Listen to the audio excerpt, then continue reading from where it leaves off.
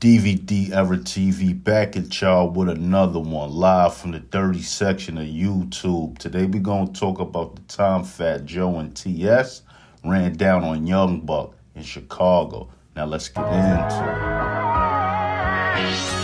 Mixtapes and DVDs is my era. Facts. We did it better. Yep. Pelly leathers, Facts. ACG boots. We 80s babies and early 90s when it got grimy. real. I was out of this world, you could not find me unless you checked the lobby. Hustling was my hobby. there. We was lobby boys Yep. before Jim Jones. You could catch me in Harlem eating Jimbos. Now in the DVD era, we all knew about the Terror Squad and G-Unit beef. Now the whole Fat Joe and 50 Cent beef started because 50 Cent felt like Fat Joe was standing next to Ja Rule when they made that song New York along with Jadakiss. Now everybody knows Ja Rule and 50 Cent has a long history of dissing each other.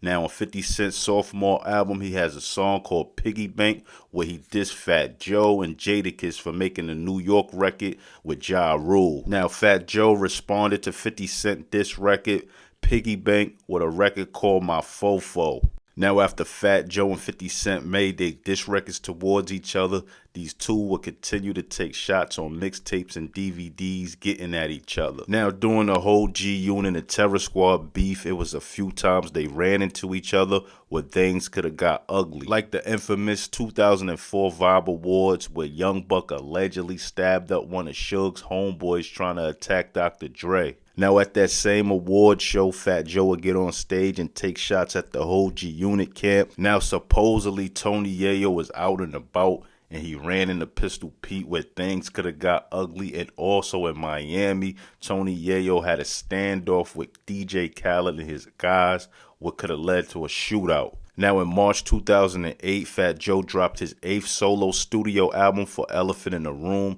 and he also dropped the mixtape with KAR dissing G-Unit. Now on this mixtape, Fat Joe has an interlude, and he dissed the whole G-Unit, and he also mentions that him and his guys ran down on Young Buck in Chicago and put hands on him. Now listen to the audio.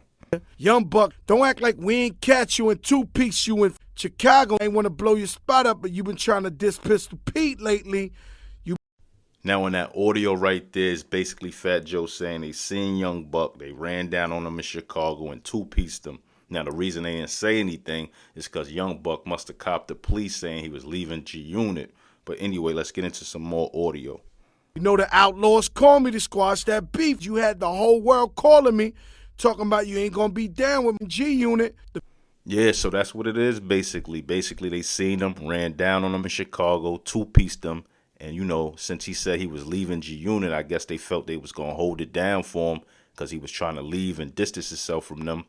But around the time, he was still dissing Pistol Pete. So they put the information out. That's what it seemed like. And, you know, I don't know Fat Joe to be a liar. Mostly everything Fat Joe says, other people could vouch for the story. Tell me what y'all think, though. Do y'all feel like this really happened? Or do you feel like Fat Joe capped it? Let me know in the comment section.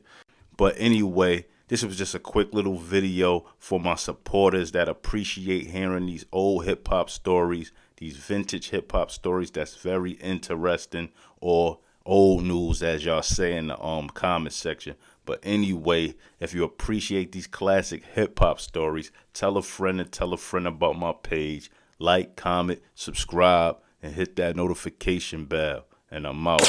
One.